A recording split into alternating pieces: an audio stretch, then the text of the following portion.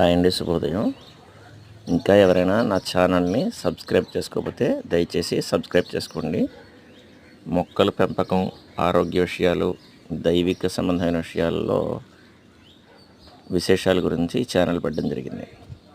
విషయానికి వస్తే వర్షాకాలం చాలా ఇబ్బందికరమైన వాతావరణం మనకి మిల్లీ బగ్స్ వల్ల ఏర్పడుతుంది.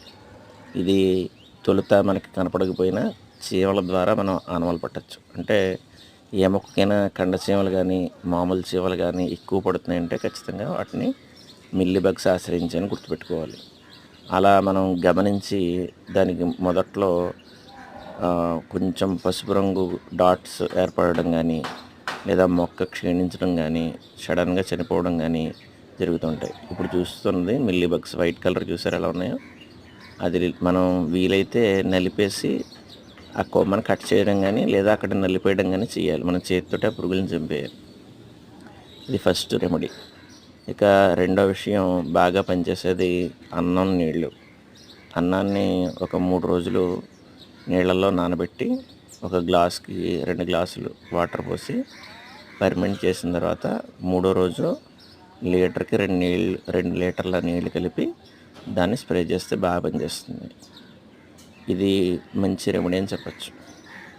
అయితే పూల మొక్కలకి అంటు కదండి, ఇబ్బంది కదా అని అనుకుంటే ఇంకా మంచి రెమెడీ ఏంటంటే నీమ్ ఆయిల్ సాధారణంగా బయట అమ్మే వాటిల్లో వాటర్ సాల్యుబుల్ కాదు, అంటే వాటర్లో కలవవు. దీంట్లో ఉన్న విశేషం ఏంటంటే ఇది వాటర్ సాల్యుబుల్, బాగా చక్కగా కలిసిపోతుంది. ఇది మీరు కూడా ట్రై చేయండి. ఈ నీమ్ ఆయిల్ ఏంటంటే వాటర్లో 5 ml, లీటర్కి 5 ml కనుక మనం వేసి స్ప్రే చేసినట్లయితే బాగా పనిచేస్తుంది. ముఖ్యంగా మిల్లీ బగ్స్ విషయంలో ఆకు అడుగు భాగంలో స్ప్రే చేయాలి. పై భాగంలో స్ప్రే చేయడం వల్ల ఉపయోగం లేదు. ఇది బాగా గుర్తుపెట్టుకోవాలి. అలాగే చిగుళ్ళు ప్రాంతంలో ఎక్కువ పడతాయి. ఆ చిగుళ్ళ దగ్గర బాగా స్ప్రే చేయండి. ఈ వీడియో నచ్చితే లైక్ చేయండి, షేర్ చేయండి. దయచేసి సబ్స్క్రైబ్ చేసుకోవడం మర్చిపోకండి. జై శ్రీరామ్.